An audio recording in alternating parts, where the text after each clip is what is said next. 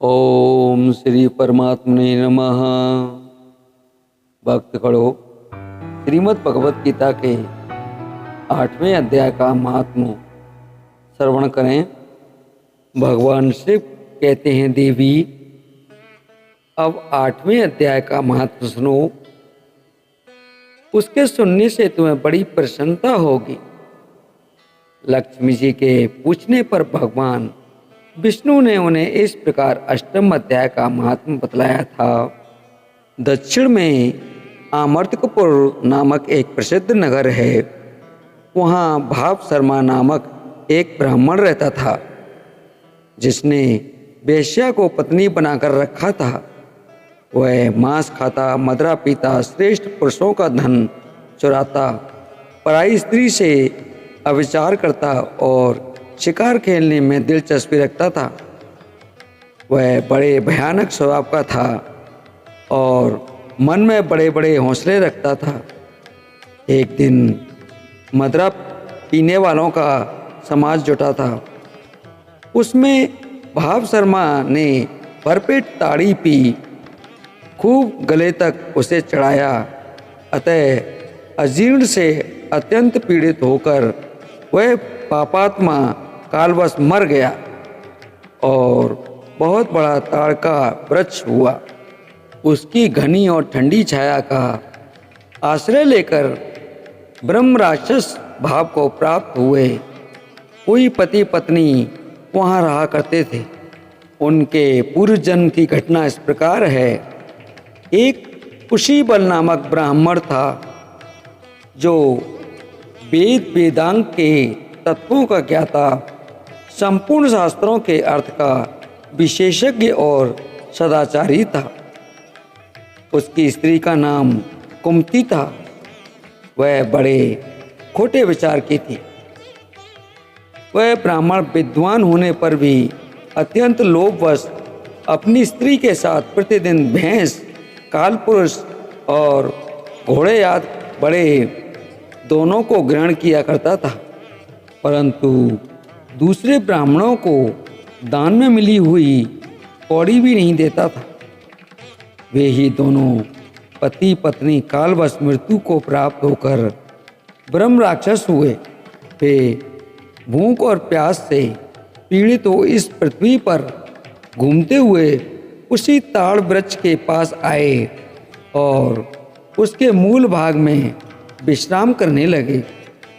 इसके बाद पत्नी ने पति से पूछा, नाथ, हम दोनों लोगों का यह महान दुख कैसे दूर होगा तथा इस ब्रह्म राक्षस योनि से किस प्रकार हम दोनों की मुक्ति होगी।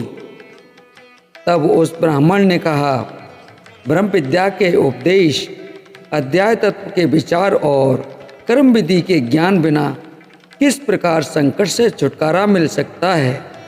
यह सुनकर पत्नी ने पूछा कि तत् ब्रह्म किम द्वाम तुमम कि कर्म पुरुषोत्तम। पुरुषोत्तम वह ब्रह्म क्या है, अध्याय क्या है और कर्म कौन सा है।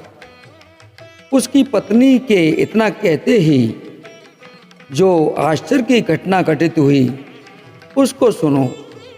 उपयुक्त वाक्य गीता के 8वें अध्याय का आधा श्लोक था।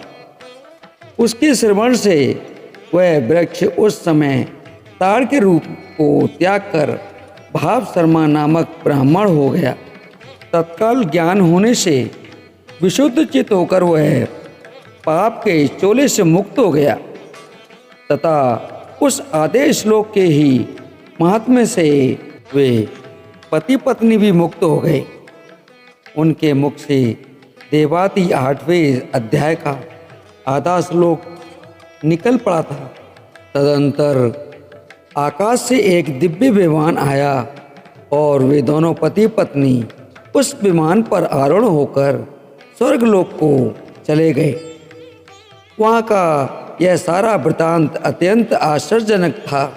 उसके बाद उस बुद्धिमान ब्राह्मण भाव शर्मा ने आदरपूर्वक उस आधे श्लोक को लिखा और देव जनार्दन की आराधना करने की इच्छा से वह मुक्ति दाहिनी काशीपुरी में चला गया।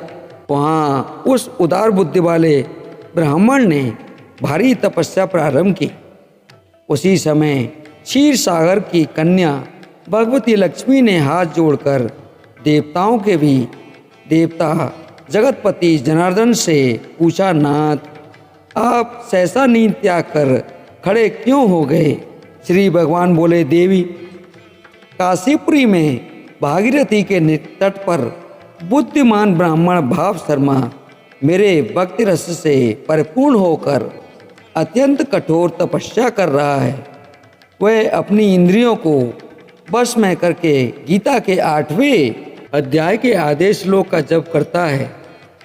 मैं उसकी तपस्या से बहुत संतुष्ट हूँ। बहुत देर से उसकी तपस्या के अनुरूप फल का विचार कर रहा था। प्रिय, इस समय वह फल देने को मैं उत्कंठित हूँ। पार्वती ने पूछा, भगवान, श्री हरि सदा प्रसन्न होने पर भी जिनके लिए चिंतित होते थे, उस भगवद्वत भाव शर्मा ने कौन सा फल प्राप्त किया?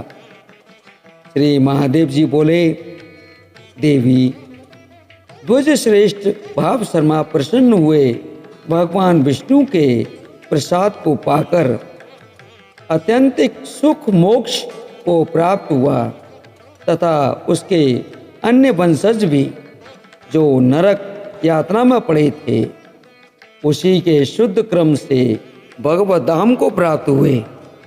पार्वती, यह 8वें अध्याय का महात्म थोड़े में ही तुम्हें बताया है।